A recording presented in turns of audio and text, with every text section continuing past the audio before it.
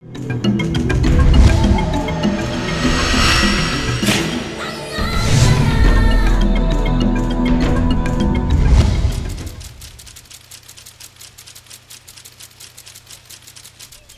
partout ailleurs, l'intensification de l'agriculture à La Réunion a eu un impact de plus en plus évident sur l'environnement en termes d'érosion, de pollution ou d'effluents. Dans un territoire aussi exigu, riche d'une biodiversité exceptionnelle, ce défi ne pouvait être ignoré.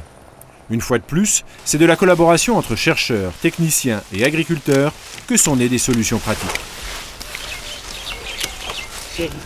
La question de l'érosion se posait depuis longtemps, en particulier dans la zone géranium. Cette culture, abondamment sarclée et conduite dans les plus fortes pentes, entraînait d'énormes dégâts.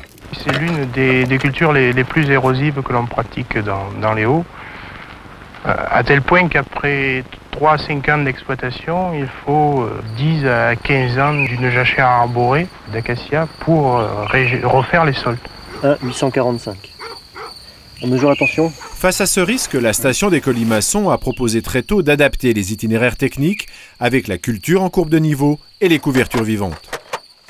Ce travail s'est prolongé par une étude approfondie de la physique des sols et de leur réponse aux aléas climatiques extrêmement violents que connaît La Réunion. Nous avons poussé les investigations suffisamment loin, au plan fondamental, mais aussi au plan appliqué, je pense en particulier à l'environnement et à l'érosion.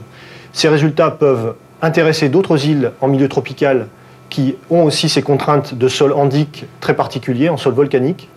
Et je pense qu'une collaboration doit pouvoir apporter des réponses plus fructueuses.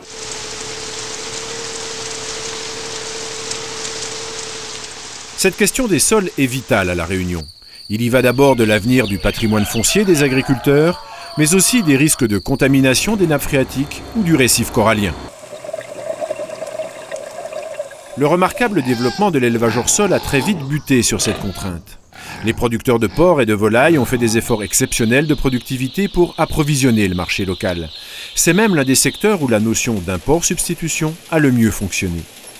Mais ce succès indiscutable s'est accompagné d'une production soutenue d'effluents et la question de leur traitement est vite devenue cruciale. Dans les années 60, 70, l'objectif c'était de produire pour améliorer le revenu. Et on n'avait pas beaucoup à s'inquiéter des problèmes d'environnement. Aujourd'hui, compte tenu des volumes, on est devenu une zone entre guillemets industrielle au niveau de l'agroalimentaire. Ça dégage beaucoup de déchets.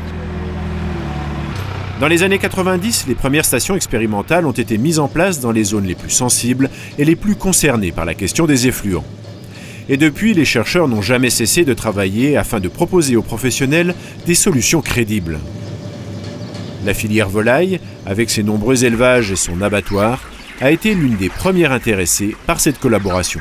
On s'est associé au CIRAD pour comprendre un peu mieux comment fonctionnait le procédé de compostage et établir le bilan des gaz à effet de serre, voir comment se transformait la matière et quelle matière il fallait mettre en amont du procédé de compostage pour obtenir un compost normé et adapté aux cultures réunionnaises.